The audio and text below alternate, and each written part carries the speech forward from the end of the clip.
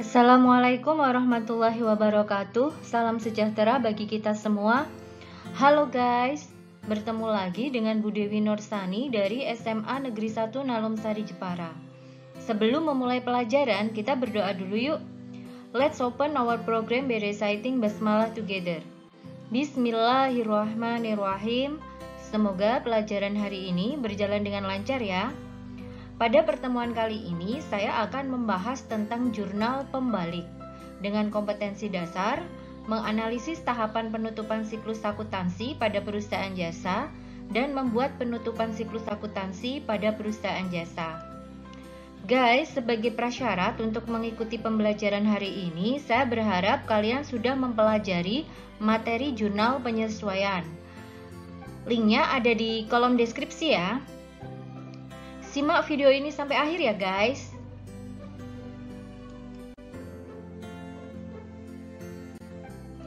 Kita mulai dari pengertiannya ya guys. Jurnal pembalik adalah jurnal kebalikan dari jurnal penyesuaian yang dilakukan pada awal periode berikutnya. Jadi jurnal pembalik sekali lagi dilakukan di awal periode ya. Nah, ada catatannya nih. Walaupun jurnal ini adalah jurnal pembalik dari jurnal penyesuaian, tapi tidak semua jurnal penyesuaian dibalik ya.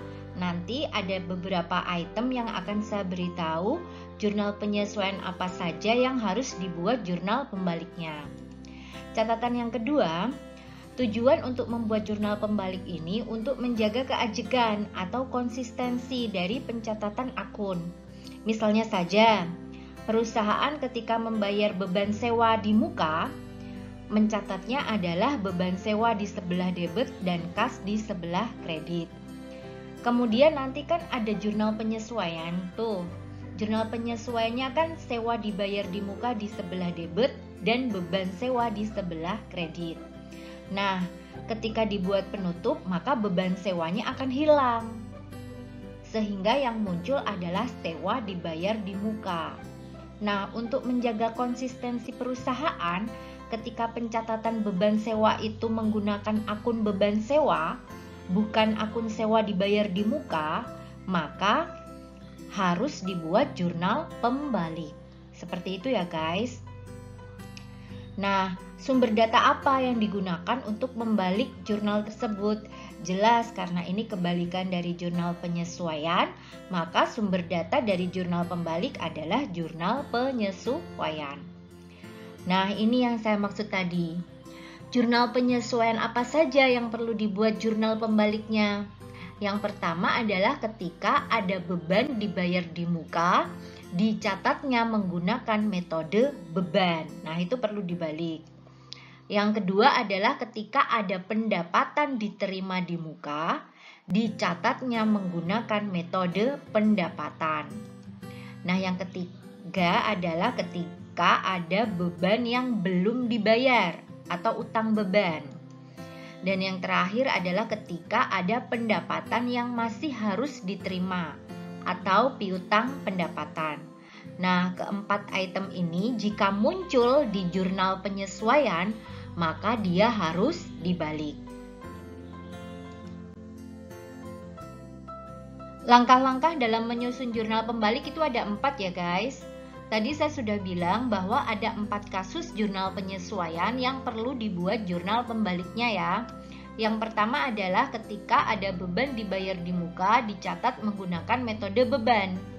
Maka jurnal pembaliknya adalah beban XXX di sebelah debit dan kreditnya adalah XXX dibayar di muka. Saya beri contoh nih, misalnya membayar iklan untuk 10 kali tayang dan dibayar di muka atau di awal periode. Ketika jurnal umumnya dicatat dengan kata-kata beban iklan di sebelah debit dan kreditnya adalah kas menggunakan akun beban iklan, maka inilah yang dimaksud dengan beban dibayar di muka dicatat menggunakan metode beban. Nah, untuk kasus ini jurnal penyesuaiannya adalah iklan dibayar di muka sebelah debit, kreditnya adalah beban iklan. Nah, jurnal penyesuaian seperti inilah yang perlu dibalik. Cara membaliknya bagaimana? Ya gampang sekali. Yang debit ditaruh di sebelah kredit, yang sebelah kredit ditaruh di sebelah debit. Maka jurnal pembaliknya untuk kasus itu adalah beban iklan di sebelah debit, kreditnya adalah iklan dibayar di muka. Jadi guys, XXX ini tinggal mengganti nama bebannya. Misalnya beban sewa, maka debitnya adalah beban sewa, kreditnya sewa dibayar di muka. Jadi tinggal diganti aja ini ya. Yang kedua adalah ketika ada pendapatan diterima di muka dicatat menggunakan metode pendapatan. Maka jurnal pembaliknya adalah XXX diterima di muka di sebelah debit dan kreditnya adalah pendapatan XXX. Saya beri contoh nih guys. Misalnya perusahaan menerima pendapatan sewa untuk 10 bulan ya, dan uangnya diterima di awal periode. Nah, ketika transaksi seperti ini oleh bendahara, jurnal umumnya dicatat dengan kas sebelah debit dan kreditnya adalah pendapatan sewa, maka inilah yang namanya pendapatan diterima di muka, dicatat menggunakan metode pendapatan. Maka jurnal umum ini nanti di akhir periode memerlukan jurnal penyesuaian. Nah, jurnal penyesuaiannya adalah pendapatan sewa di sebelah debit dan kreditnya adalah sewa diterima di muka. Jurnal penyesuaian ini membutuhkan jurnal pembalik untuk menjaga konsistensi perusahaan dalam pencatatan akun. Jurnal pembaliknya tinggal membalik aja dari jurnal penyesuaian. Nah, maka jurnal pembaliknya adalah sewa diterima di muka di sebelah debit dan kreditnya adalah pendapatan sewa. Jadi XXX ini tinggal diganti dengan nama pendapatannya ya guys. Kalau misalnya memperoleh pendapatan iklan, ya tinggal ganti aja iklan diterima di muka, sebelah debit, kreditnya adalah pendapatan iklan. Yang ketiga adalah ketika ada beban yang belum dibayar, maka jurnal pembaliknya adalah utang XXX di sebelah debit dan kreditnya adalah beban XXX. Saya beri contoh nih guys, misalnya pada saat jurnal penyesuaian ada beban gaji yang belum dibayar. Nah, oleh bendahara, beban gaji yang belum dibayar ini jurnal penyesuaiannya kan beban gaji sebelah debit dan utang gaji sebelah kredit. Maka jurnal penyesuaian ini membutuhkan jurnal pembalik. Tinggal dibalik aja. Maka jurnal pembaliknya adalah utang gaji sebelah debit, kreditnya adalah beban gaji. Jadi XXX ini tinggal diganti dengan nama bebannya. Kalau misalnya beban listrik, nah tinggal ganti aja. Debitnya adalah utang listrik, kreditnya adalah beban listrik. Oh ya guys, misalnya nanti kalian di soal menemukan akun listrik yang masih harus dibayar. Nah, itu sama saja dengan utang listrik. Gitu ya. Jadi kalau ada gaji yang masih harus dibayar, itu setara dengan akun utang gaji. Jadi, akun titik-titik yang masih harus dibayar itu masuk ke dalam kewajiban atau utang ya. Nomor kode akunnya adalah 2. Yang keempat, jurnal penyesuaian yang memerlukan jurnal pembalik adalah pendapatan yang masih harus diterima.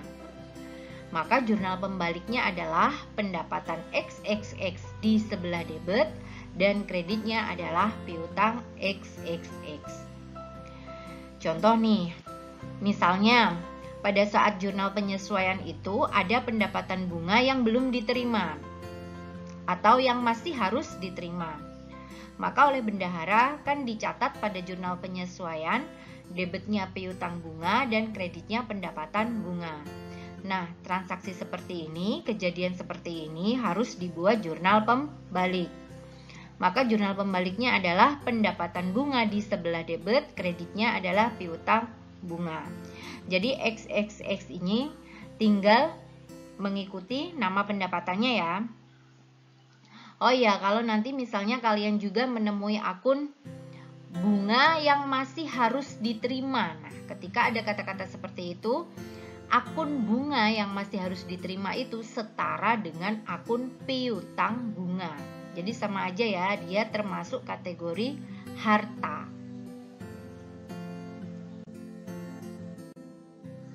Guys, kita tepuk accounting dulu yuk. Accounting.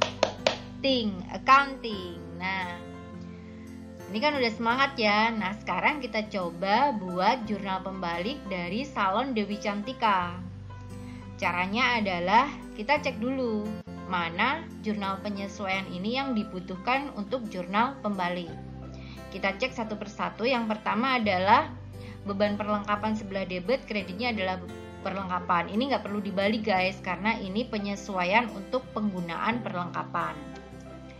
Yang kedua, ini ada debit beban penyusutan peralatan dan kreditnya adalah akumulasi penyusutan peralatan. Ini juga tidak perlu dibalik karena ini adalah penyesuaian untuk penyusutan peralatan. Nah, yang ketiga ini ada sewa dibayar di muka. Di sebelah debit dan kreditnya adalah beban sewa. Nah, ini ada dibayar di muka. Dan metode beban. Nah, ini karena kreditnya beban, berarti dia metode beban. Ini perlu dibuat jurnal pembalik. Oke. Nah, yang keempat ini ada beban listrik sebelah debit, kreditnya adalah utang usaha. Nah, ini juga perlu dibuat jurnal pembalik, ada kata-kata utang. Nah, jadi yang perlu dibalik hanya dua ini saja ya. Untuk membuat jurnal pembalik, seperti biasa kita tulis dulu judulnya, yaitu Dewi Cantika, jurnal pembalik periode 1 Agustus 2020. 1 Agustus 2020 ya guys. Kenapa 1 Agustus? Tidak sama dengan jurnal penyesuaian yang 31 Juli. Karena jurnal pembalik itu dibuat di awal periode selanjutnya. Nah, setelah 31 Juli 2020, periode selanjutnya adalah Agustus. Nah, di awalnya berarti tanggal 1 Agustus.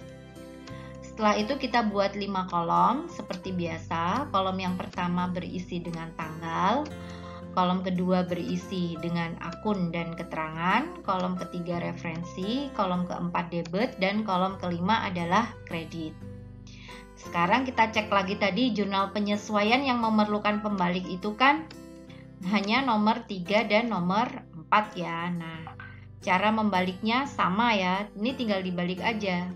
Beban sewanya di sebelah debit, sewa dibayar di mukanya di sebelah kredit.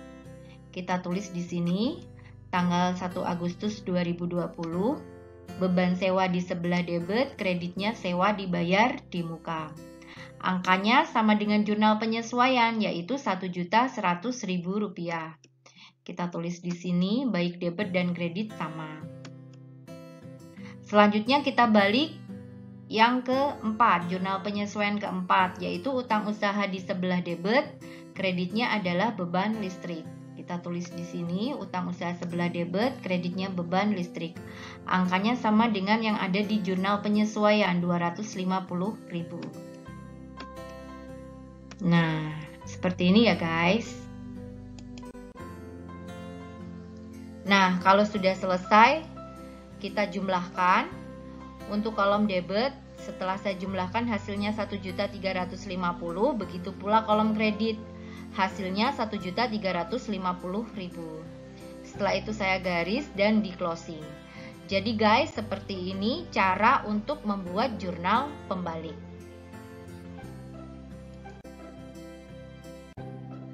Guys, terima kasih sudah menyimak video ini sampai akhir. Jika kalian sudah memahami materi tentang penyusunan jurnal pembalik ini, saya sarankan kalian untuk mengikuti materi selanjutnya, yaitu membuat neraca saldo setelah pembalik. Let's close our program by reciting hamdalah together. Alhamdulillahirabbil alamin. Semoga materi ini bermanfaat ya. Wassalamualaikum warahmatullahi wabarakatuh. Salam equilibrium.